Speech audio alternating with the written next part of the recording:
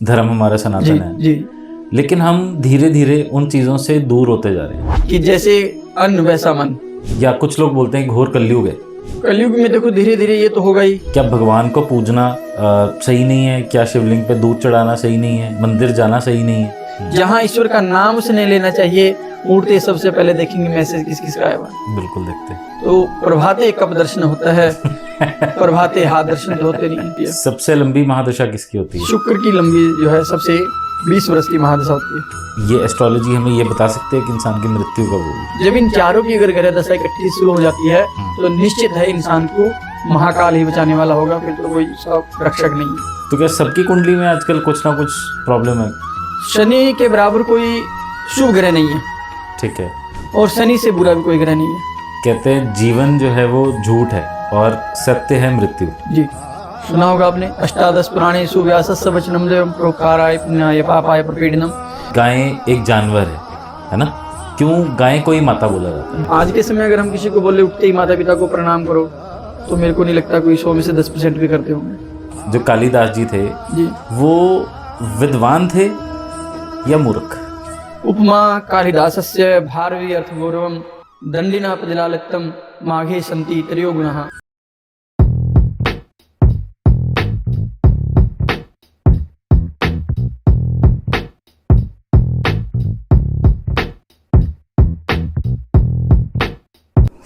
नमस्कार दोस्तों, जय श्री राम। आज हमारे साथ एक बहुत ही खास गेस्ट हैं जिनका नाम है पंडित विवेक शास्त्री। ये सनातन की बहुत अच्छी जानकारी रखते हैं। इन्होंने एमए किया है वैदिक शास्त्र में और ही इज़ बीएड इन योगा। और हमें बहुत कुछ आज सीखने को मिलेगा सनातन के बारे में, योग के बारे में, शास्त्रों के बारे में, वेदों के बारे में। हम बहुत सारे आपके क्वेश्चंस के आंसर भी देंगे और आई एम श्योर आपको ये पॉडकास्ट बहुत अच्छा लगेगा।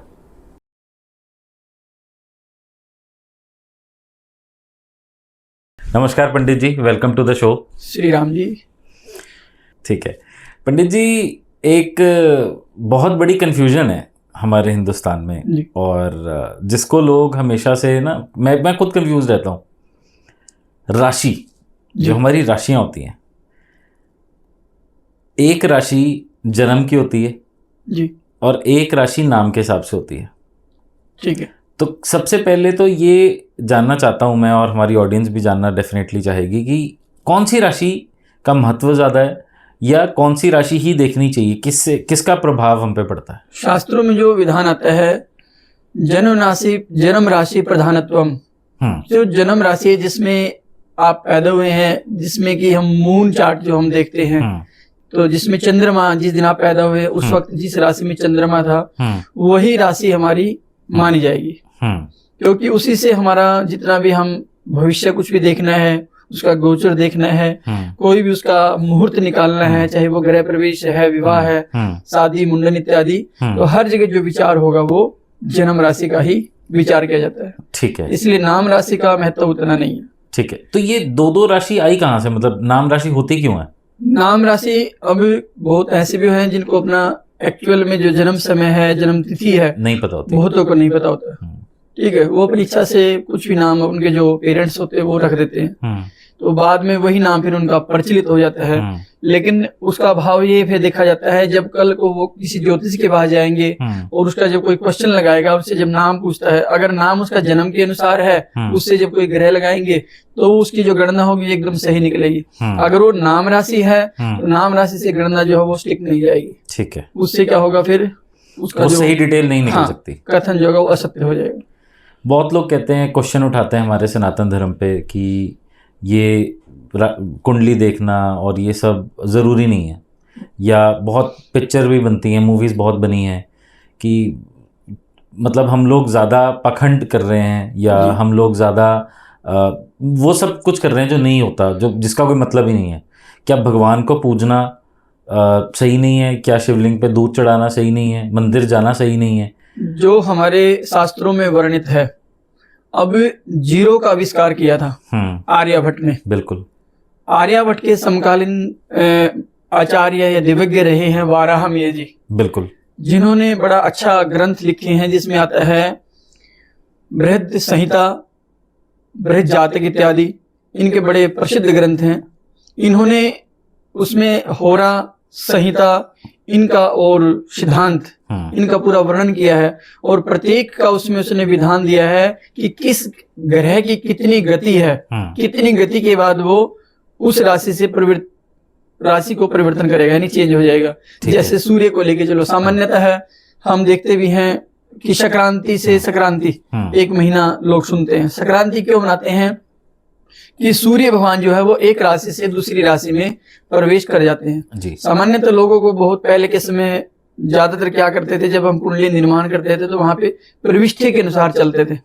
आजकल लोगों को किसी से पूछते प्रविष्टि आज कितना है तो उनको नहीं पता होता। तो प्रविष्टि का मतलब था कि आज जैसे अगर हम अभी की गणना करें फिलहाल की, तो आज हमारी जो है तारीख जैसे 4 तारीख है आज, तो 14-15 के आसपास सूर्य जैसे जैसे वो चेंज होता है तो वहां से 1-2 प्रविष्टि स्टार्ट हो जाता है। और जैसे ही सूर्य वापस 14-15 उसके पे जाएगा तो 29 और अंश जो होंगे वो राशि 29 एक उसमें जैसे 30 अंश होते हैं, 30 अंश के बाद वो राशि दोबारा चेंज कर जाता है कोई भी ग्रह।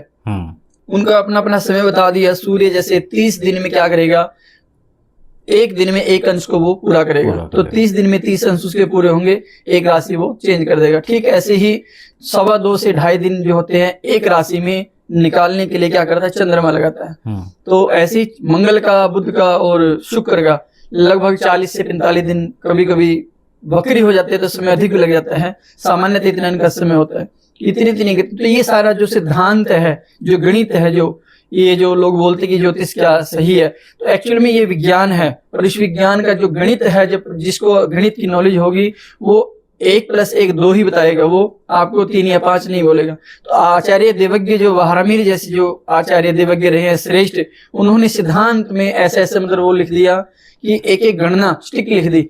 उसमें एक वर्णन आता था कि राजा विक्रमादित्य के समय, कालिदास के समय जैसे 9 रत्न जो रहे हैं, उन 9 रत्नों में से एक रत्न थे वाराहमिर जी। इनके नाम के पीछे भी कुछ कहानी है ना, वाराहमिर जी। मिहिर नाम से वैसे थे ये, पहले इनको मिहिर नाम से इनको बुलाया जाता था। तो राजा विक्रमादित्य के यहाँ पे जब बोलते हैं, उनके यहाँ पे संतान जब होती है कोई पुत्र रूप में, तो उससे पूछा गया कि क्या ये वाक्य में अगर ये गणना सही है ज्योतिष विद्या, तो इससे पूछा जाए इसके बच्चे के बारे में, किसकी कैसे ग्रह हैं। तो जब मिहिर को बुलाया गया तो मिहिर ने उसकी जब कुंडली को देखा, उसके ग्रह की गणना की, तो उसने बोला कि इसके इतने वर्ष बाद जो इसकी मृत्यु हो जाएगी। जब राजा ने अपनी रानी को ये बताया कि ऐसे देवज्ञ ने बताया है मिहिर ने कि इतना समय बाद इसकी मृत्यु होगी, तो उन्होंने उसको अंधविश्वास समझा। अंधविश्वास होने के कारण उन्होंने उस पर प्रारंभ में तो कोई ध्यान नहीं दिया। जैसे जैसे समय उसका नजदीक आया, जो समय बताया था उसको, तो हुआ क्या कि राजा ने अपने जो सेनापति जो होते हैं, जो सिक्योरिटी थी उसको दी उसको बच्चे को, और जंगल में उसी कान खेलने के लिए वो जाते हैं।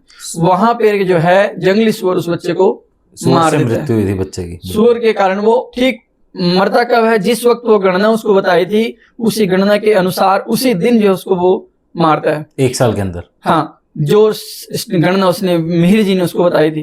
तो उस मिहिर को वापस राजा ने बुलाया जाता है कि आपने जो बोला था आपकी जो गणना वो बिल्कुल स्टिक नहीं है, इसलिए उसको एक पहले के समय जो है बड़ी उपाधि होती थी, जैसे कि आज के समय हम पद्म भूषण इत्यादि जो पुरस्कार देते हैं, तो ऐसे ही पहले वाराह नाम की बड़ी उपाधि थी वो। तो वो वाराह नाम की जो थी वो इनको उपाधि लगी थी, तब से वाराहमिर नाम के जो थे वो देवज्ञ बड़े प्रसिद्ध रहे हैं। ज्योतिष शास्त्र में इनका बहुत बड़ा योगदान है, उन्हीं से कुछ शब्द सीख करके हमारे को इतना कुछ पता लगता है।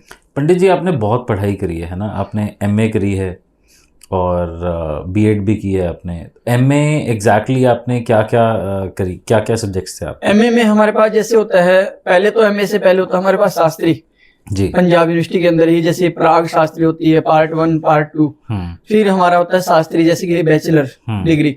उसके अंदर हमारे को साहित्य, व्याकरण और फिलोसफी, दर्शन जिसको बोलते हैं, ज्योतिष, और इसके साथ साथ 2 सब्जेक्ट हमारे जो हिंदी या इंग्लिश वो कंपलसरी होते हैं। ठीक है, ये शास्त्री में रहे। उसके बाद दोबारा जैसे हमने आगे जो किया है मास्टर जो किया है उसमें साहित्य हमारे साथ रहा है। संस्कृत में किया था? संस्कृत में सारा, ठीक है, पंजाब यूनिवर्सिटी से ही। MA के बाद फिर मेरी योगा B.Ed रही है, और योगा B.Ed के साथ साथ जो है फिर मैंने समय रहते रहते ज्योतिष में फिर मैंने आचार्य जो है वो अभी जारी है मेरी। ठीक है, तो कहते हैं मन भी हेल्दी होना चाहिए और तन भी हेल्दी होना चाहिए। बिल्कुल। आपने तो दोनों का कर लिया। मन भी अध्यात्म और तन के लिए योगा। ठीक है। तो अपने जैसे लोगों को बहुत गुस्सा आता है आजकल जी, तो वो भी कहते हैं कि वो भी आपकी कुंडली के ही कारण है, या आपके जैसे चंद्र की हाँ। दशा चल रही है, या बुध की चल रही है, या शनि की चल रही है। तो गुस्सा आजकल सबको आता है, तो क्या सबकी कुंडली में आजकल कुछ ना कुछ प्रॉब्लम है? आज हर इंसान गुस्से में है, क्योंकि सबसे बड़ा स्ट्रेस में है। क्या हुआ कि पहले के समय जो था, हमारे शिक्षा नीति जो थी ना, बड़ी सामान्य थी, शालीन थी। उसमें क्या था, बड़ी एक परंपरा थी जिसमें आचार्य उसको प्रॉपर शिक्षा देता था विद्यार्थी को। इवन जैसे मैं खुद गुरुकुल से पास आउट हूँ, ठीक है। तो मैं गुरुकुल में सुबह 4:30 बजे हमारे को उठा देते थे।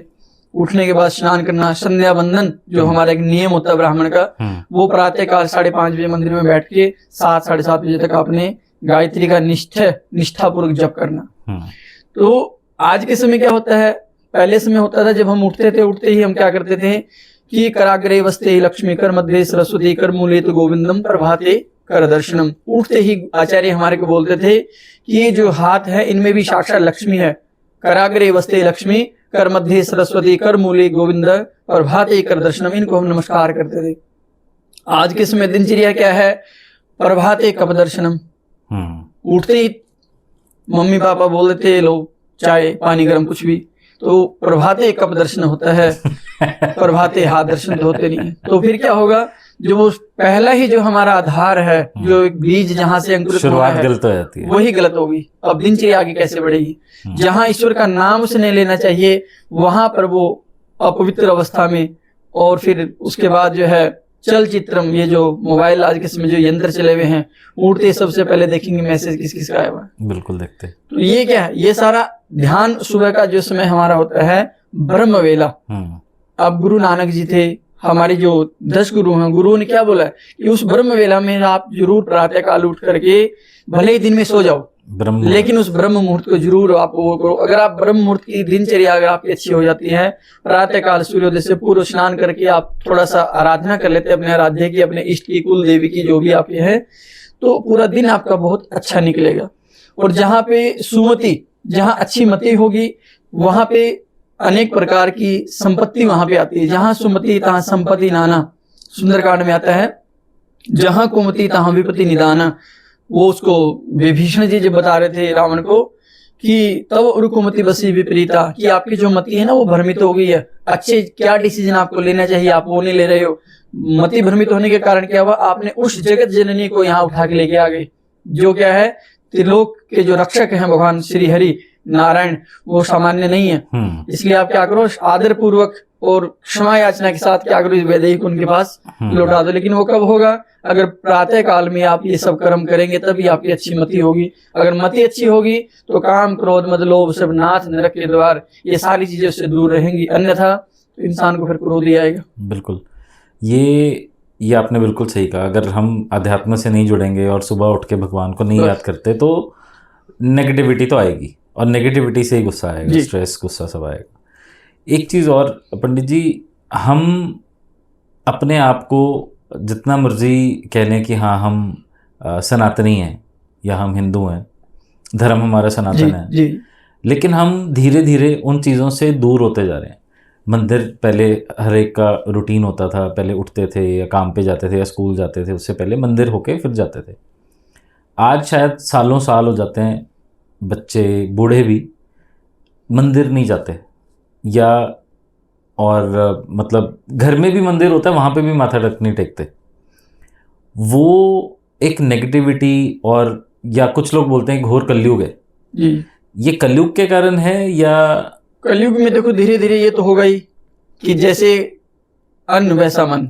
बिल्कुल ठीक है। अब आजकल की भागा दौड़ी पूरी जीवन है इंसान का, उठते ही भागना शुरू कर देता है, भागना शुरू करता है, और भागते भागते ही इंसान, आप कभी ऑफिस जा रहे हो, जा तो रहे हो समय पे, लेकिन आने का कोई निश्चित नहीं है आपका, नहीं है टाइम, कि अगर आपका 5 बजे का टाइम तो आप 5 बजे आ जाओगे। ठीक है, हो सकता है आपको 5 की बजाय 10 बज जाए। अब जब 10 बजे आप आओगे तो दिनचर्या जो थी आपकी वो सारी डिस्टर्ब हो जाएगी। जब डिस्टर्ब होगा, आलस्य आपके अंदर आएगा, आलस्य न कुतो विद्या। जब आलस्य होगा तो इंसान के पास जो संस्कार होंगे वो धीरे धीरे खत्म होने शुरू हो जाएंगे। आलस्य के कारण ही इंसान की बुद्धि भ्रमित होगी। आलस्य तभी देखना, कुंडली में हम कई बार किसी के देखते हैं लगन में जिसके राहु बैठ जाता है, लगन में किसी के केतु वगैरह बैठ जाता है, उसको हम बोलते हैं भाई इसको ज्ञान देना मूर्खता है, इसको बस वैसे समझा दो, मानता है तो ठीक है, एक्स्ट्रा ज्ञान आप इसको कभी मत देना, नहीं तो आप अपनी ही खुद की वो करोगे, इससे कुछ न कुछ आप ये आपको मिलेगा। पंडित जी, बहुत सारी पिक्चर्स मूवीज में ऐसे प्रोपेगेंडा चलाए जाते हैं, हमारे जो सबसे जिसके मतलब हमारे वेद या हमारे शास्त्र जिन चीज़ों को सबसे प्योर बोलते हैं, लोग आज उन चीज़ों पे क्वेश्चन, जैसे मैंने शिवलिंग की भी बात करी, दूध चढ़ाने पे भी क्वेश्चन उठाते हैं। तो थोड़ा मैं जानना चाहूँगा कि शिवलिंग पे दूध या जल या ये क्यों चढ़ाना चाहिए, इसका महत्व क्या है? जब भगवान राम वनवास गए थे, ठीक है, वहां पे वर्णन आता है कि अयोध्या नगरी में अकाल पड़ गया था भगवान राम के जाने के बाद। अब अकाल पड़ने की अवस्था में, अकाल किस चीज का पड़ा? अकाल मतलब वहां सूखा हो गया था, सब सूखा हो गया था, कोई पानी की, रामायण में भी है ऐसा। तो उस वक्त जो था भरत ने संभाला था कारोबार, लेकिन एक राजा वाला पद नहीं उन्होंने ग्रहण किया था, एक दास की भांति उन्होंने वो किया था। तो कहते हैं वहां पे भगवान शिव का जल से रुद्राभिषेक भगवान का उन्होंने किया था।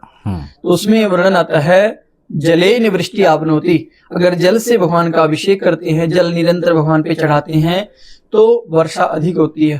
अगर प्रैक्टिकल एग्जांपल लेना है, कावड़ लोग बहुत लेके आते हैं श्रावण के महीने में, जल बहुत चढ़ाते हैं, और जल भगवान की ऊपर से भी नेचुरल में आता है, ठीक है। तो जल से वर्षा आती है, उसके बाद जलेन वृष्टि आपनोति व्याधि नासीन कुशोदकी, अगर किसी को कोई रोग है, असाध्य रोग है, तो कुशा है जो हम ग्रहण में यूज करते हैं, उस कुशा को ना जल में मिला के भगवान का अगर जल पे चढ़ाया जाए, भगवान पे, शिव पे, तो भी रोग का नाश होता है। शिवलिंग पे अलग अलग चीजें होती है ना चढ़ाने के लिए, जैसे दही है, शहद है, प्रत्येक का अलग अलग महत्व है। तो जैसे अगर मैं बोलूं शिवलिंग पे अगर जल चढ़ाना है तो उसका अलग महत्व है, आपने उसका अलग महत्व है। आप शिवलिंग पे अगर दूध चढ़ाते हैं तो उसका क्या महत्व है? दूध का लिखा है वंध्या मृत्यु वंध्या जय, उसमें आता है जलेन वृष्टि आपनोति व्याधि नासेन कुशोदकी दग्ना पशु कामाय श्रिया इक्षुरशीन च वंध्या काक वंध्या च मृतस वंध्या च यांगना सद्य पुत्र मवापनोति पय सारे च अभिषेकनाथ।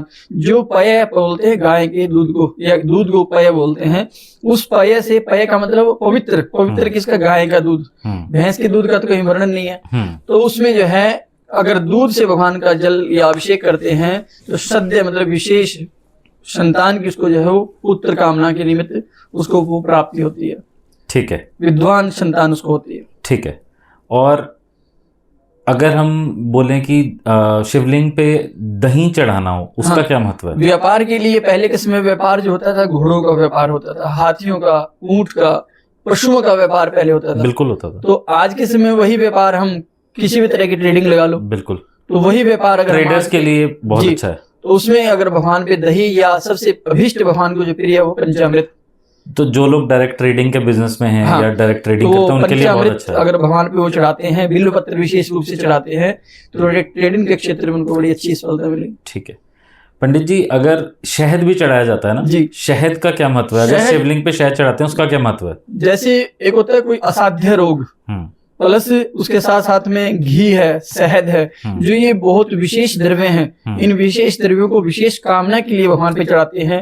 पहले के समय एक राजा का दूसरे राजा के साथ द्वंद्व चलता था, वाद प्रतिवाद या शत्रुता, तो एक दूसरे राजा को पराजित करने के लिए लोग क्या करते, भगवान पे शहद से ही भगवान का, या घृत से, अपने शत्रु की पराजय के लिए, उसको अपने अधीन करने के लिए, अपने अधीन करने, शत्रु के लिए तेल से, तेल से, हाँ, भगवान पे तेल लगा चढ़ाते हैं। कौन सा तेल? तो सरसों का तेल हो या तिल का तेल हो, वो हमारे को जैसे कहीं न्यायालय में कोर्ट कचहरी इत्यादि है, कोई शत्रु भाव ज्यादा है, उसके निमित्त जो है ये करते हैं, चढ़ाते हैं। मतलब कोई कोर्ट केस ज्यादा चल रहा है या कुछ है, तो अब तिल के तेल से या सरसों के तेल से भगवान का अभिषेक करने से अभिषेक करें, शांति प्राप्त होती है। हाँ, ठीक है। और पंडित जी, गाय का भी एक बहुत बड़ा, हमारी गौ माता है जी, बहुत बड़ा रोल है, और इसमें भी बहुत गलतफहमियां फैलाई जाती हैं कि गाय एक जानवर है ना, यही बोला जाता है। तो वो तुम्हारी माता कैसे होती है? दूध तो बहुत, बकरी भी देती है दूध जी, तो, जी। है ना, ऊँटनी भी दूध देती है, ठीक है ना। तो गाय के दूध में क्या, और बाकी जो और भी जानवर हैं उनके दूध में क्या फर्क है, क्यों गाय को ही माता बोला जाता है? गाओ विश्वस्य मातरम, गायंती जिसकी महिमा निरंतर देवता तक भी गायन करते हैं। गायत्री और गाय, इन दोनों का बहुत ज्यादा महत्व ये है, क्योंकि गाय की विशेषता है कि उसका जो गोमूत्र है, कहते हैं वाग्भट जी आयुर्वेद में, उस गोमूत्र के मात्र पीने मात्र से 148 रोगों की शांति मिलती है। जैसे कि 148 रोग उससे ठीक हो जाते हैं। वात पित्त इत्यादि में ये बड़ा कारगर है गोमूत्र जी। देसी गाय का जो गोमूत्र विधान देसी गाय का है। दूसरा, गाय का जो दूध है उसमें अमृत का वास माना गया है। ठीक है, जैसे मैंने सुना भी है, किसी कथावाचक ने बताया था कि अगर किसी सामान्य जननी को, माता को, जो अपने बच्चे को दूध पिला रही है, शिशु को, उसको जहर दे दो तो उसका जहर जो होगा उस शिशु के पास भी आ जाएगा और दोनों मर जाएंगे, दोनों भगवान के पास चले जाएंगे। परंतु अगर गाय को कोई विष गलती से दे भी देता है तो वो कहते हैं कि अपने दूध के अंदर विष को नहीं आने देगी, अपने बच्चे को सुरक्षित रखेगी, लेकिन अपने आप वो जा सकती है। गाय को अगर किसी ने जहर दिया गलती से, हाँ, और वो मतलब अगर वो बच्चा, उसका बछड़ा जो है वो दूध पी रहा है, या तब वो जहरीला दूध नहीं होगा, उसमें दूध का उसमें कोई भी कण उसमें जहर का नहीं आएगा। ये विशेषता, इसलिए गाय को सामान्य जीव नहीं है। सोने का दूध भी कहा जाता है ना, गाय स्वर्ण का वास है गाय के दूध में, तभी उसकी जो परत होती है जी वो पीली हो जाती है। अमृत का वास है। ठीक है। हमारे बहुत वेद हैं, है ना, जी। हमारे शास्त्र हैं, रामायण है ना, महाभारत है। लोग इस पे भी सवाल उठाते हैं कि रामायण कभी हुई ही नहीं, ये तो किसी एक इंसान ने लिखी है बस।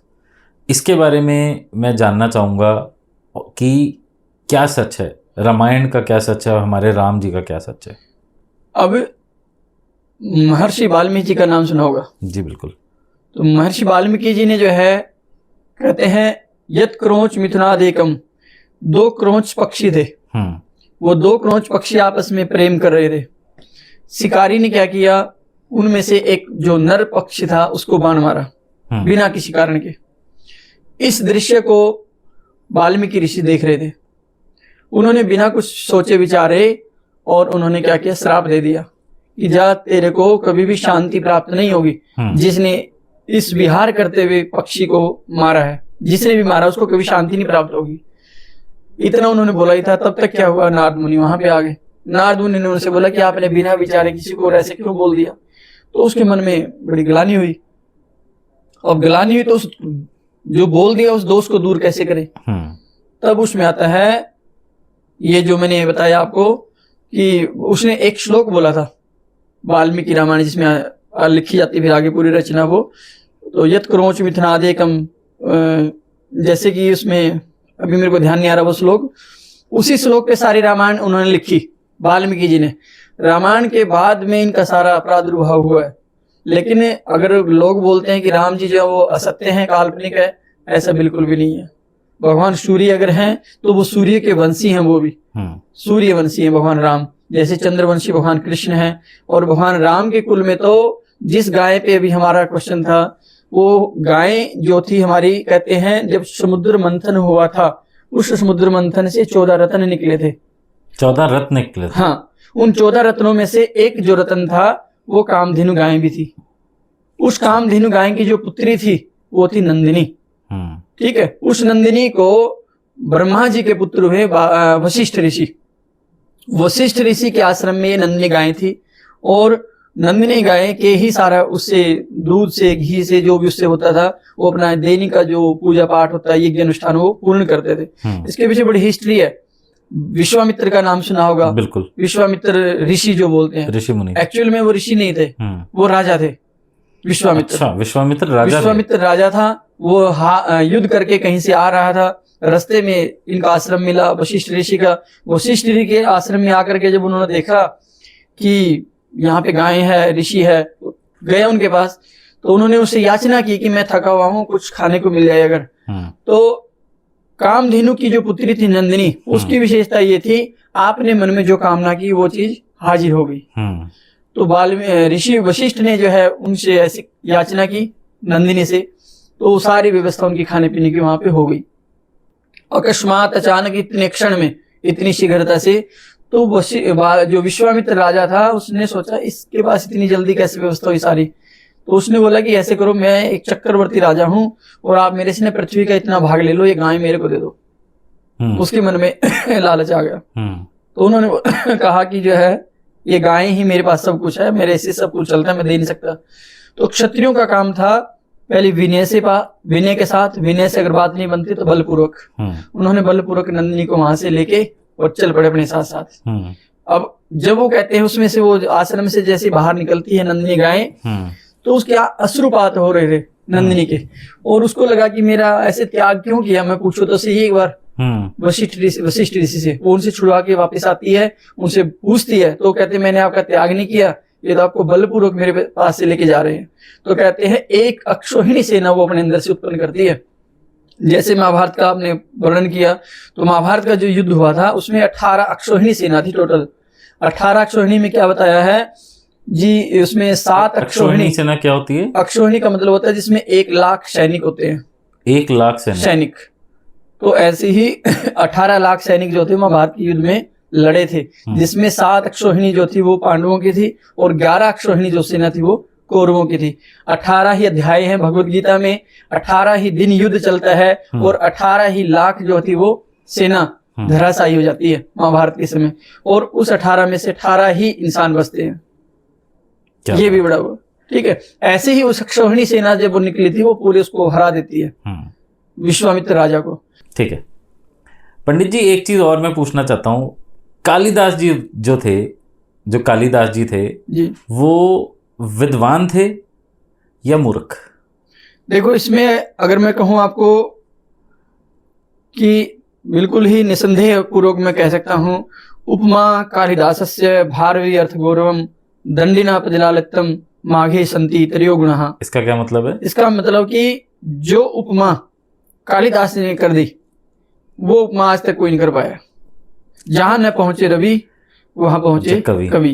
तो ये कवि थे महाकवि कालिदास, जिन्होंने उज्जैन में रह करके और हिमालय पर्वत के ऊपर क्या क्या है वो सारा कुछ पूरा निरूपित कर दिया रघुवंश महाकाव्य के अंदर, मेघदूत के अंदर। जैसे मैंने आपको बताया, कश्चिद कांता विरह गुरुणान स्वाधिकानन प्रमत्तः, अपने अधिकार में प्रमाद होने के कारण यानी अपने काम अच्छे से उसने नहीं किया।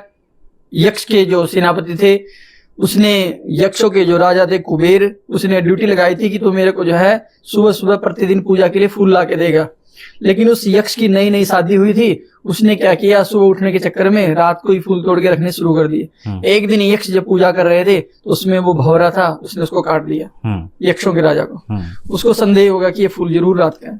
उसने अपने दूसरे सेनापति की ड्यूटी लगाई, इसको देखो ये क्या कर रहा है। तो पकड़ा गया, वो रात को वो करता था। तो उसको अपनी पत्नी से दूर रहने के लिए द्रोणगिरी पे भेज दिया कि जाओ यही तेरा श्राप है, 1 साल तो पत्नी से दूर रहेगा। सजा दी उसको। और कहाँ पे, जहां माता सीता वनवास के दौरान स्नान करती थी उस तीर्थ पे जाके तू देखभाल करेगा। और वहां पे कहते आषाढ़ माह से प्रथम दिवसे, आषाढ़ का जब महीना आता है जुलाई का, और पहला दिन जब शुरू होता है, आकाश में जो वो बादल देखता है, मेघ को देखता है, और उस मेघ में वो देखता है हाथी के समान उसकी छवि देखता है। वो उस मेघ को अपना मित्र मानता। वो कहते हैं मित्र तू यहाँ से उधर जा तो रहा है अलकापुरी की तरफ, ये अलकापुरी थी इसकी नगरी, कुबेर की नगरी हिमालय पे, तो वहां जा तो रहा है, जाते जाते वहां संदेश दे देना कि आपकी जो प्रियतम है वहां पे नायक जो है वो बिल्कुल सुरक्षित है और सेफ है। लेकिन आपने एक काम और करना मेरा, जब आप यहाँ से जाओगे ना तो रास्ते में अलकापुरी आएगी, ये अवंतिकापुरी नाम था उज्जैन नगरी का। उसी उज्जैन नगरी की जो मैं बात कर रहा था, जो 12 मीर जो हुए हैं वो भी उसी के आसपास के बड़े प्रसिद्ध देवज्ञ रहे हैं ज्योतिष के। तो वही की इसकी वो पैदाइश बताते हैं महाकवि कालिदास की।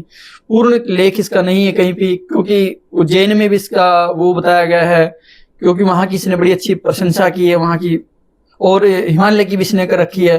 तो कुछ लोग बोलते हैं कि वो कश्मीर के रहने वाले थे, कुछ बोलते हैं कि वो वहां के, मतलब अनेकों भ्रांतियां हैं। निश्चय किसी का ये नहीं कि वो वहां के परोपर जन्म देने वाले थे। इसमें क्या है, हुआ क्या था कि अनेकों विद्वानों ने मिल करके, एक राजकुमारी थी विद्योत्तमा, उस विद्योत्मा ने स्वयंवर रचा था। उस स्वयंवर में उसकी शर्त थी कि जो मेरे को शास्त्रार्थ में हराएगा तो मैं उसको अपना वर स्वीकार करूंगी।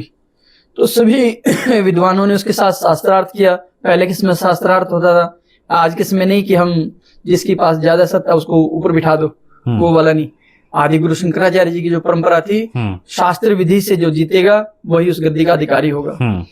तो सभी विद्वानों को उस विद्योत्मा ने हरा दिया। अब सभी ने सोचा कि इसने तो हम सबको हरा दिया, इसमें तो हम सब की वो बदनामी होगी, हम क्यों न हो इसका किसी मूर्ख के साथ वो करवा देते हैं पाणीग्रहण स्वयंवर।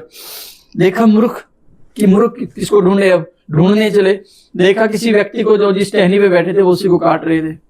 देखा इससे बड़ा मूर्ख कोई नहीं होगा। उसको बोला अगर हम आपका ऐसे ऐसे वो करा दे, विवाह या स्वयंवर करा दे, खुश हो गया, मेरे को रानी मिल जाएगी। ठीक है, तो अब वो उसने बोला कि ठीक है, आपने बोलना कुछ नहीं है वहां पे, आपने केवल इशारा करना है, बोलेंगे हम। तो उसने राजकुमारी ने जाके उसको एक उंगली दिखाई। उसने बोला ये मेरे को एक दिखाती, मैं दो दिखाता हूँ। तो उसने कवि जो थे साथ में उन्होंने अर्थ लगाया, एक भगवान दो पक्ष तीन लोक, ऐसे अलग अलग वो 20 तक उनकी गिनती चलती है। एक पक्ष दो, एक भगवान दो पक्ष तीन लोक, 4 युग, 5 पांडव, 6 शास्त्र, 7 वार, 8 खंड, 9 ग्रह, 10 दिशा, 11 रुद्र, 12 महीने, 13 रत्न, 14 विद्या, 15 तिथि, 16 श्राद्ध, 18 पुराण, 17 वनस्पति, 18 पुराण, 19 ऋतु और 20वां में। ऐसे करते करते उनको वो हरा देते हैं विद्योत्तमा को। तो इस तरह इसमें बिल्कुल भी वो भ्रांति नहीं है कि वो कालिदास जो थे वो मूर्ख नहीं थे, बल्कि वो तो इतने बड़े विद्वान थे, उसके समान कोई विद्वान नहीं हुए। तो इसलिए वो महाकवि थे, कवि कुल गुरु उनका नाम आता है, कवियों में श्रेष्ठ। ठीक है पंडित जी, जो आज का दौर चल रहा है, हिंदू के ऊपर अटैक हुआ कश्मीर में, आपने देखा होगा न्यूज़, हिंदू बोल के अटैक हुआ है ना। ये अगर हम इन चीज़ों को थोड़ा एस्ट्रोलॉजी के नज़रिए से देखें तो क्या आपको लगता है कि इंडिया और पाकिस्तान की वॉर हो सकती है?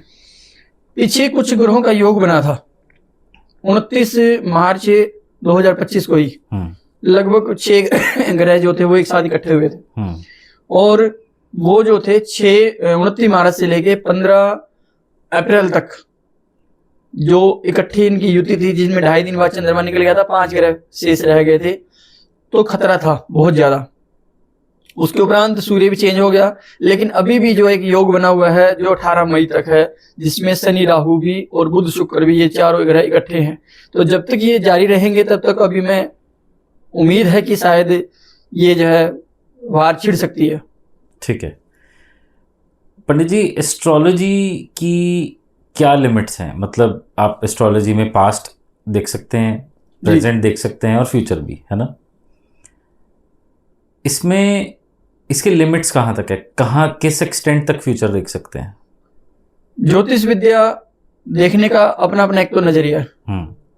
दूसरा ये है, जो मेरे पास ज्यादातर कोई भी आता है कुंडली दिखाने के लिए, मैं उसको पहले पास्ट बताता हूँ। कभी मैं उसको ये नहीं बोलता कि तेरे भविष्य में ऐसा होगा। भविष्य न मैंने देखा है न उसने देखा है। पास्ट में आपके साथ जो हुआ है वो मैंने उसको बताया है, या जो उसके साथ प्रॉब्लम चल रही है वो मैं उसको बताता हूँ। वो उसको एक्सेप्ट भी करता है कि हाँ मेरे साथ ऐसा ऐसा है। अगर वो सब उसके साथ ऐसा हो रहा है, जैसे जैसे ग्रह दशा चलती है, जैसे जैसे ग्रहों का योग बनता है, तो उसको हम क्या कहेंगे, वो बिल्कुल अपने उस पर जो है स्टिक है। ठीक है, परंतु ज्योतिष को हम वो एक अथाह समुद्र है, उसमें अनेकों, जैसे मैंने वहां वाराहमीर का ही नाम लिया, वाराहमीर ने ही इतने बड़े बड़े ग्रंथ, बृहत संहिता इत्यादि जो ग्रंथ है वो इतना लिख दिया, पूरा जीवन उसमें लग जाए तो भी कम पड़ जाए। तो ये जो है ईश्वरी कृपा, साथ में गुरु का आशीर्वाद और कुछ अपना स्वाध्याय या अभ्यास हो, तब जाके इंसान कहीं कुछ अंश मात्र कुछ ग्रहण कर पाता, अन्यथा जीरो में रहता। कहते हैं जीवन जो है वो झूठ है और सत्य है मृत्यु। जी, एक ऐसी चीज है जो आनी ही आनी है। जी जी। क्या एस्ट्रोलॉजी में ये एस्ट्रोलॉजी हमें ये बता सकते हैं कि इंसान की मृत्यु कब होगी? देखो, किसी भी देवज्ञ को किसी की मृत्यु को स्टिक बताना शास्त्र में उसका निषेध है। नहीं बता सकते, नहीं बता सकता।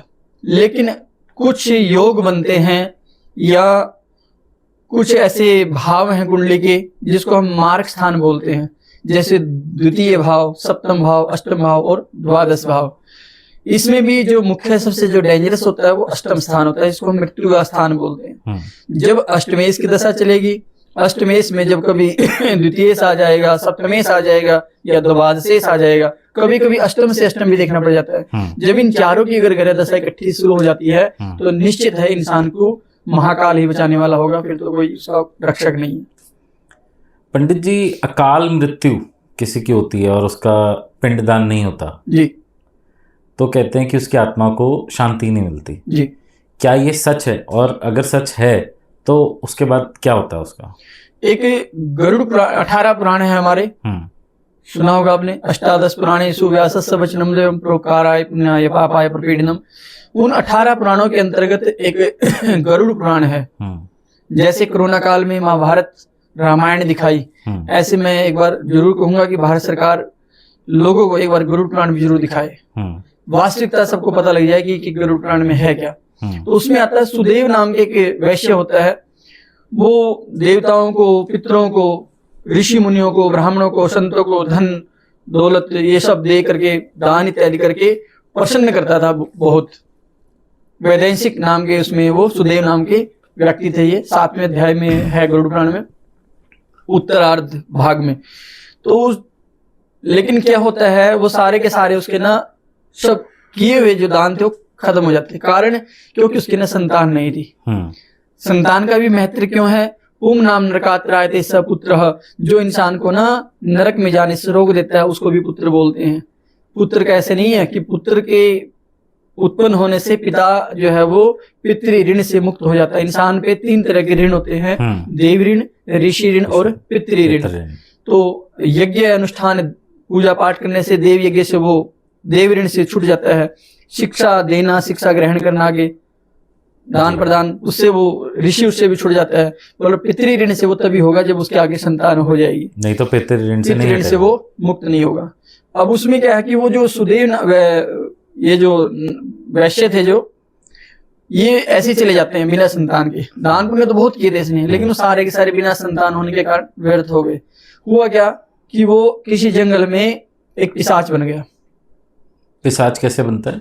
पिशाच मतलब जिसकी कोई और देह की जो क्रिया, पिंडदान इत्यादि जो आपने पूछा वो नहीं होती जिसकी भी, तो वो पिशाच बन जाते हैं। अब वहां पे कहते हैं एक राजा जो थे, बब्रुवाहन नाम के राजा, वो उस जंगल में जाते शिकार करने के लिए। वो किसी मृग को या सुअर को बाण मारते हैं और वो सुअर एक जंगल से दूसरे जंगल में चला जाता है। उसके रक्त के छींटे देखते देखते वो राजा उसके पीछे चला जाता है। उस वृक्ष के जंगल के अंदर एक शालमली नाम का बड़ा ध्वजा के तुल्य, मतलब उस समझ लो उसकी पताका हो पूरे जंगल की, इतना भारी विशाल वृक्ष था वहां पे। तो वहां पे घोड़े के समेत उसने क्या किया, सरोवर में जलपान किया। थोड़ी देर वो उस पेड़ के नीचे बैठ जाता है। जब वो बैठता है, बैठने कुछ देर बाद उसमें कुछ घटनाएं वहां पे घटनी शुरू हो जाती है। तो राजा उसको बोलता कि आप जो भी हैं मेरे को क्लियर बताओ, आप ऐसे जो परेशान कर रहे हो मेरे। तो उसने कहा कि मैं सुदेव नाम का जो है वैश्य हूँ और मेरी ऐसे से पिंडदान और देह क्रिया न होने के कारण मैं प्रेत बन गया। तो मेरी प्रेत क्रिया आप कराइए, मैं आपको एक मणि देता हूँ। उसने राजा को मणि दी। ये ऐसा उसमें वर्णित है सारा गरुड़ पुराण में। उस मणि से जो है उसने उसका सारा पिंडदान कराया।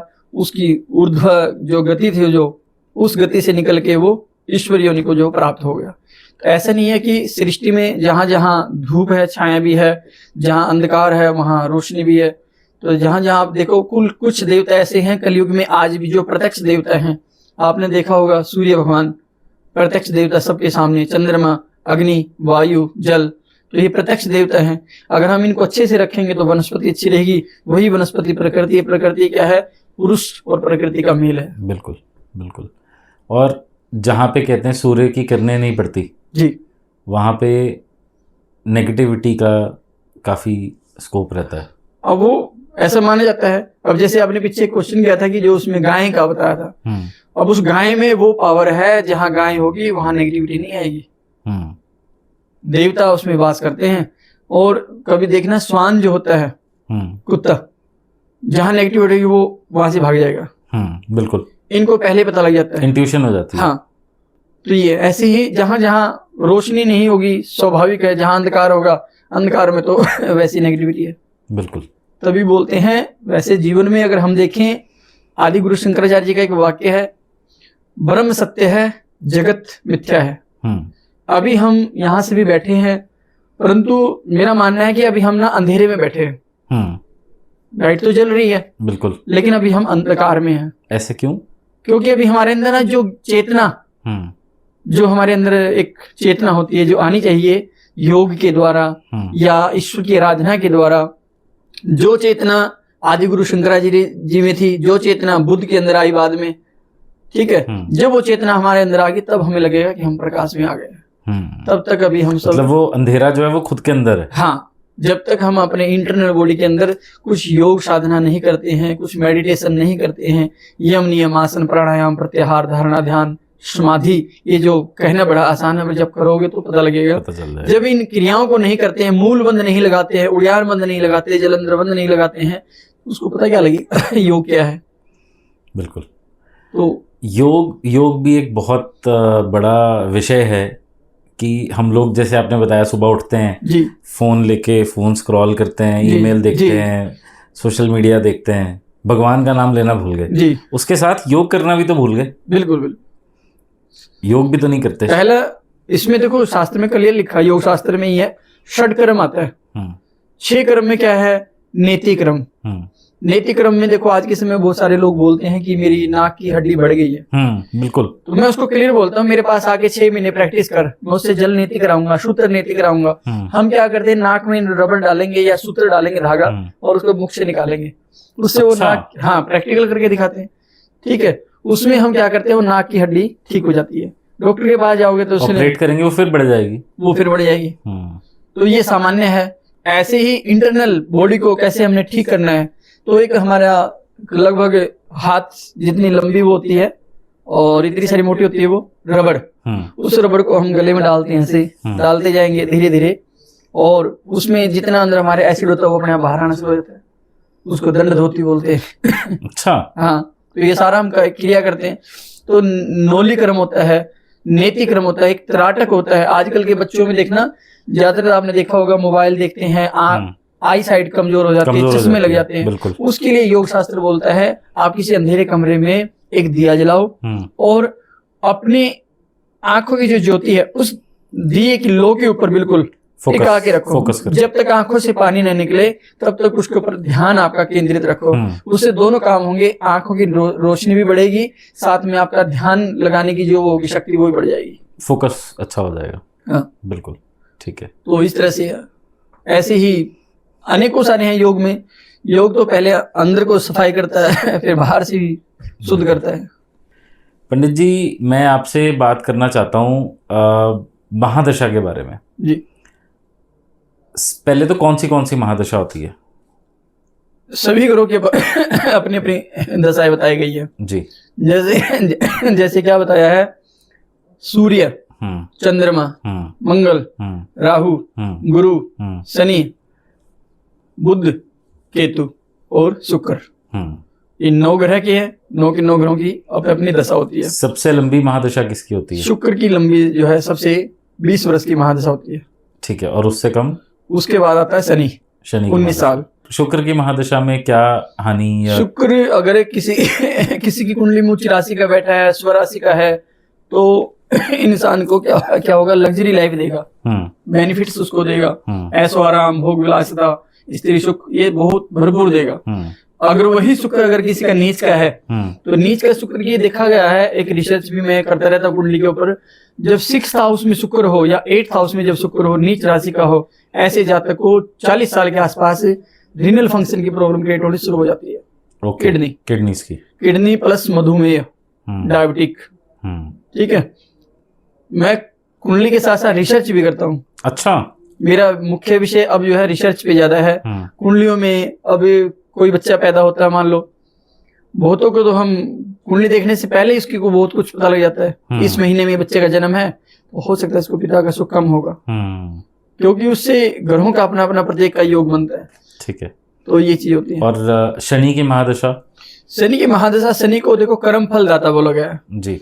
शनि के बराबर कोई शुभ ग्रह नहीं है, ठीक है, और शनि से बुरा भी कोई ग्रह नहीं है। अच्छा, ये दोनों ही एक पहलू के समझ लो, दो एक सिक्के के दो पहलू हैं। 19 साल की जो- महादशा बताई ना हाँ। आपने। अब इसमें क्या है अगर आपका कर्म अच्छा है, सत्कर्म कर रहे हो, ईश्वर की आराधना कर रहे हो, आपको जहां प्रॉफिट नहीं मिलना चाहिए वहां से भी आपको प्रॉफिट आना शुरू हो जाएगा। कर्म अगर अच्छा है तो। कर्म अच्छा है तो। अगर कर्म अच्छा नहीं है, जो चीज प्राप्त है उसमें से भी आपका निकलता चला जाएगा। ये शनि को बोला है। इसलिए बोलते हैं जिस इंसान के जीवन में शनि की महादशा, राहु की महादशा और केतु की महादशा जब तक उसके जीवन में नहीं आती किसी भी इंसान के, तब तक उसको वास्तविक जीने का पता ही नहीं लगता कि मेरे को जीना कैसे है। तब तक तो अपने पूर्व जन्म के कर्मों को ही भोगता है वो। और जिसकी कुंडली में या एक बार जिसके जीवन में एक बार शनि की महादशा आ गई या फिर वो राहु या उसको केतु, अच्छा खासा इंसान बना के चली जाती है। सब सिखा के जाएगी। हाँ ये ठीक है, ठीक है। और जो महादशा है अब जब हटती है जी, तब भी तो कुछ दे के या लेके जाती होगी। उसमें कुछ होता है, जैसे कि शनि की 7.5 को ही ले लो। 7.5 सारा ये जो विश्व है कर्म प्रधान है। ये अगर कर्म अच्छा है तो शनि बहुत माला माल करता है इंसान को, बहुत प्रतिष्ठा, बहुत हाई जैसे आपने लेवल बताया ना उच्च का है तो पहुंचाता है। अगर उच्च का है तो अगर हाँ। अगर नीच हुआ तो नीच होगा। कर्म अगर अच्छा है तो भी वो रिजल्ट खराब नहीं देगा। अच्छा। कर्म की इतनी इंपॉर्टेंस है। कर्म जो है वो सबसे महत्वपूर्ण है। भले ही नीच का है, अच्छे कर्म करता है। हमने बहुत सारी कुंडलियों को देखा, मेरे पास बहुत सारे लोग आते हैं, देखता हूँ कर्म उनका ठीक नहीं है, लेकिन ग्रह उसके बड़े स्ट्रॉन्ग हैं, फिर भी वो डाउन जा रहा है। कईयों के ग्रह इतने खराब होते हैं लेकिन कर्म इतना अच्छा होता है उनका कि दान पुण्य में, ईश्वर आराधना में वो निरंतर लगे रहते हैं, तो भी उनकी पता नहीं कितने से कितने वो ग्रोथ कर जाते हैं। कई बार पंडित जी बोला जाता है इसके मतलब किसी के साथ कुछ अच्छा हो रहा हो या बुरा हो रहा हो तो बोलते हैं इसके तो पिछले जन्म के कर्म है। तो पिछले जन्म के कर्म क्या फल या सजा देते हैं या जो भी है इसी जन्म में? उसमें आता है वर्णन, जो पहले के 4 साल होंगे माता के कर्म, फिर 4 से 8 साल पिता के कर्म, और 8 से 12 साल बच्चे के जातक के अपने पूर्व जन्म के कर्मों के अनुसार बच्चे का अपना भाग्य प्रारंभ होता है। यानी कि 12 साल के बाद 12 साल तक तो जिसका भाग्य रहेगा वो माता पिता के अच्छे बुरे जो कर्म होंगे वैसा चलेगा, और उसके बाद तो जो भी अच्छा या बुरा वो कर्म करता है साथ ही साथ उसको रिजल्ट मिलता रहेगा। मतलब जो भी है जो मिलेगा वो इसी जन्म में मिलेगा, सामने मिलेगा। ऐसा कुछ नहीं है कि अगले जन्म में जाओगे आज बैंक इकट्ठा हो रहा है, ऐसा कुछ नहीं है। सब कुछ मतलब जो इस जन्म में किया है वो इसी जन्म में भोग के यहीं जाना है। तभी भगवान बोलते हैं बस सत्कर्म करते रहो। तो नर्क और स्वर्ग सब यही है, सब कुछ है। ठीक है, अलग से कुछ वो पकौड़े तलने वाला सिस्टम नहीं है कहीं पे। वो तो फिर बहुत ज्यादा जब अति हो जाती है ना फिर गरुड़ पुराण की बात आती है। ठीक है। हाँ नहीं वैसे स्वर्ग लोक हाँ है। ऐसे तो देखो बताया है ना विश्व में, हमारी जो पृथ्वी है जो ज्योतिष गणना जो बोलती है भूलोक, भूलोक, महलोक, तपालोक, जनलोक और सत्यलोक, 7 लोक ऊपर, भूतल, भूवतल, तलातल, रसातल, महातल, ये 7 लोक नीचे, 7 नीचे और 7 ऊपर को मिला के एक ब्रह्मांड बनता है। ठीक है, ठीक है। इन ब्रह्मांड के जो अधिष्ठाता हैं वो एक हैं, चाहे वो भगवान शिव को लगा लो, चाहे वो श्री हरि को लगा लो, चाहे वो आदि शक्ति को लगा लो, है तो एक ही। हाँ। अब आप हैं, आपका नाम में यहाँ पे कर्ण जी बोल दूं, घर पे आपको जब छोटे थे हो सकता है कुछ और नाम से बोलते होंगे, श्रीमती कुछ और नाम से बोलेंगी, बड़े हो जाओगे तो हो सकता है आपको कुछ और नाम से बोलेंगे, पर्सन तो वही रहेगा परंतु संज्ञाएं चेंज होती जाएंगी। बस वही है, शक्ति तो एक ही है, समय समय पे उसने अपने भिन्न भिन्न जो है वो स्वरूपों में आ जाते हैं। बिल्कुल वैसा जो हमारा शरीर है वो तो एक कपड़े की तरह है, बस अंदर तो है तो आत्मा ही है। जी जी बिल्कुल। तो जैसे हमने बात करी कि मतलब मृत्यु के बाद इंसान स्वर्ग में जाता है जी, या मृत्यु के बाद इंसान नरक में जाता है, मतलब वो आत्मा जा रही है। हाँ जी, है ना। तो क्या वो एक्चुअल में एग्जिस्टेंस है स्वर्ग या नरक? वो जो गरुड़ पुराण में जो लेख मिलता है उसमें ऐसा वर्णन है कि इंसान को दंड देने मात्र अंगुष्ठ के बराबर ऐसा शरीर उसको मिलता है, उस जीव को, जीवात्मा को, जिसने अशुभ कर्म किए होते हैं। अब सबसे बड़ी बात है, अशुभ कर्म करने वाला कौन है और शुभ कर्म करने वाला कौन है? इसका डिफरेंस कैसे होगा? इसमें बताया उसमें कि जिसके यहाँ पे कोई संतान नहीं है, सबसे बड़ा, जिसने कभी ईश्वर की वाणी अपने मुख में नहीं ली है, जो हमेशा निंदनीय कर्मों में लगा रहता है, बुरे कर्मों को जो हमेशा कड़े करते रहता है, पर निंदा में जो निरंतर लगा रहता है, जिसने कभी भी कोई सत्कर्म नहीं किया, ऐसे इंसान जो है वो एक के बाद एक रौरव आदि जो भयानक नरक है उनमें वो गिरता रहता है, प्रवेश करता है। हाँ, अंगुष्ठ मात्र जो जीव होता है, उसी जीव के ऊपर सारी वो होती है, जितने भी वो एक्सपेरिमेंट करते हैं, जो भी सजा देनी है उसको, जो भी कुछ करना है, ठीक है। परंतु जिसके आगे संतान है, वंश है, जो उसका, जिसने सत्कर्म किए हैं, जो ईश्वर का नाम जपने वाला है, ऐसे इंसान को कभी भी दुर्गति को जो है वो प्राप्त नहीं होता है। वो उसमें क्लियर लिखा हुआ है। उस यमपुरी के भी कहते हैं 4 द्वार हैं, उन 4 द्वारों में से कहते हैं जिसने बुरे कर्म किए होते हैं वो दक्षिण के द्वार से उसमें प्रवेश करता है, जिन्होंने अच्छे कर्म किए होते हैं वो पूर्व, पश्चिम और उत्तर के द्वारों से उसमें पुष्पक विमानों इत्यादि में शोभायमान होकर उसमें वो प्रवेश करते हैं, ऐसा माना जाता है। बिल्कुल। जैसा आपने बताया कि जिसको पूर्ति नहीं मिलती जी, वो पिशाच बनता है, बन जाते हैं। उसके बाद अगर उसकी पूर्ति हो ही ना जी, तो वो अनिश्चित काल के लिए यहीं रह जाता है। वो फिर देखो श्रीमद् भगवत महापुराण जो भागवत, उसमें वर्णन आता है, आपने सुना होगा, गोकर्ण थे, वो गोकर्ण और जो थे उसके भाई थे धुंधकारी। धुंधकारी जो थे वो वैश्याओं के साथ राजा के यहाँ चोरी करते पकड़े जाते हैं। धन ज्यादा लूट लिया राजा के यहाँ से, वैश्याओं को शक हो गया कहीं ये अगर पकड़ा गया तो ये हमारे को बदनाम कराएगा, अपने आप तो जाएगा ही। उन सभी वैश्याओं ने मिल करके और उसको उसी के घर में मार के और वहीं पे दबा दिया, धुंधकारी को, ठीक है। अब उसके जो भाई थे गोकर्ण, वो अपने पहले जैसे लोग तीर्थों पे चले जाते थे, वहां से लौट के घर में आके विश्राम करते हैं रात को, तो वही धुंधकारी पिशाच बन के, प्रेत बन के उसको परेशान करता है। और फिर वो उसको बोलता है कि मैं ऐसे ऐसे भाई आपका हूँ और मैंने ऐसे ऐसे गलत काम किया और मेरे साथ ऐसे वार, मैं अब जो है ये भर के भटक रहा हूँ, मेरा कोई उपाय बताइए। तो वो गोकर्ण जो थे वो ऋषियों से, सूर्य भगवान से, इन सब से याचना करते हैं कि मैं इसके लिए क्या करूं। तो उन्होंने उसको बड़े गायत्री मंत्र भी सुनाए, बहुत कुछ उसके लिए किया, लेकिन उसको आराम नहीं मिला। लास्ट में जाके तब उन्होंने उनको श्रीमद् भागवत का कथा जो है आता है पारायण, वो पाठ उसने उसके लिए निमित्त रखा, उससे उसकी सदगति हुई और वो परम धाम को चले जाते हैं। ठीक है। यही राजा परीक्षित के साथ भी हुआ था। परीक्षित को भी तक्षक नाम के राजा ने, उसने सर्प ने काट दिया था ना, तो उसको भी ऐसी विमान में गए थे भागवत कथा सुन के। मतलब अगर देखा तो किसी ने भी नहीं है कि क्या होता है और क्या नहीं, और साइंस कहती है कि ऐसा कुछ होता ही नहीं है जी, आत्मा नाम की कोई चीज़ नहीं है। बट हाँ, जब एक्सपेरिमेंट्स हुए कुछ, तो उसमें कहीं ना कहीं ये तो हुआ ना कि एक एनर्जी कुछ तो निकलती है शरीर में जी, से, जी, और उन्होंने उसको कैप्चर भी किया है, ऐसे कुछ हैं वीडियोस वगैरह। एनर्जी तो देखो ना, हमारी बॉडी ही है।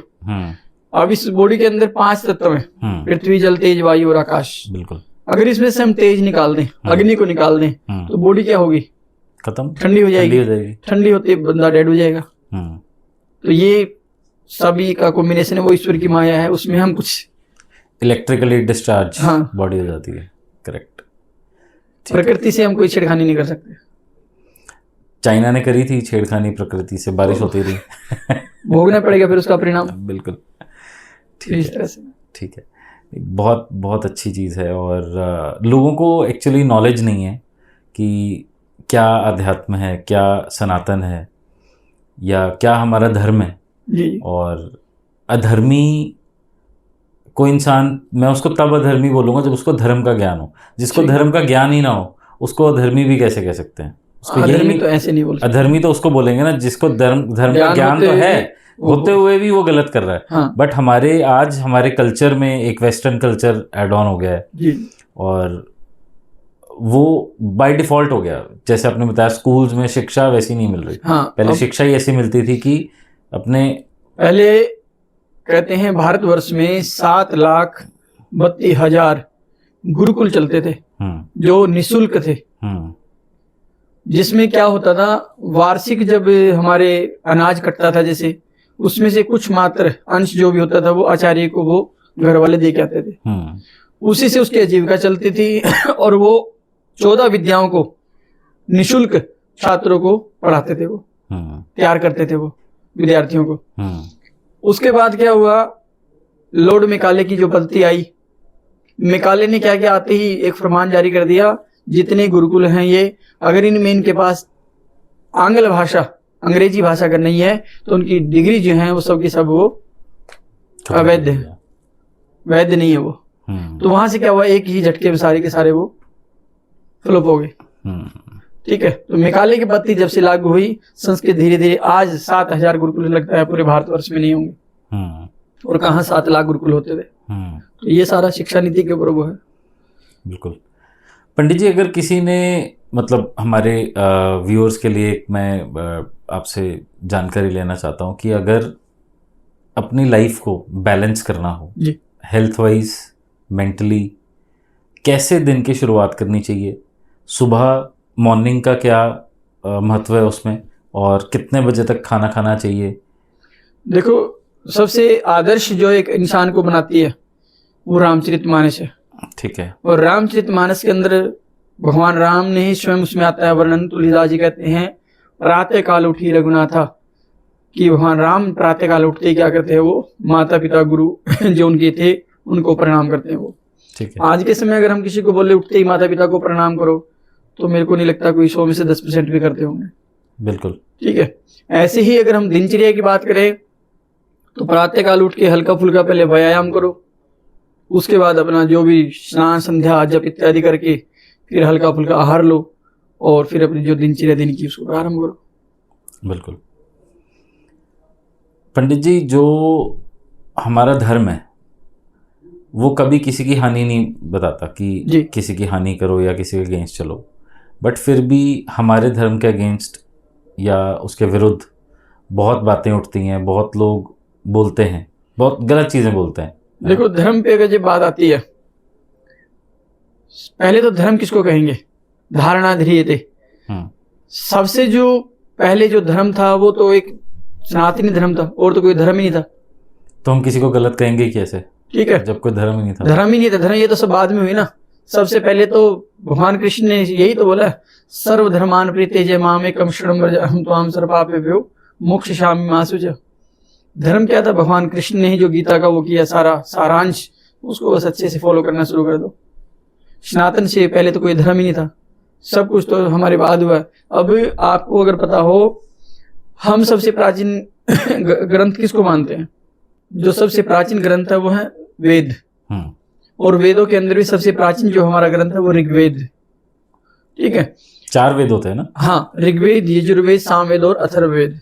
ऐसे ही इनके 4 उपवेद हैं, और 6 इनके वेदों के अंग हैं, 6 शास्त्र हैं भिन्न भिन्न, वो भी 18 पुराण हैं, 108 ऐसे ही जो है उपनिषद है, स्मृतियां हैं भिन्न भिन्न, अनेकों, समय कम पड़ जाएगा, ग्रंथ बहुत हैं। परंतु इसमें भी क्या है, जो हमारे विद्वान रहे हैं भारतवर्ष के, उन्होंने जो चीज भविष्यवाणी की उसको यहाँ के जो वो रहे हैं तानाशाह जो भी रहे हैं, उन्होंने उसको मान्यता नहीं दी। जैसे आपने कोई बुक लिखी, बुक लिख के आपने उसमें क्लियर कर दिया जी वेद जो है आज से 2500 वर्ष पूर्व लिखे जा चुके थे। ठीक है, लगभग। बिल्कुल। ठीक है, मैंने उसका खंडन कर दिया, नहीं ये तो गलत है।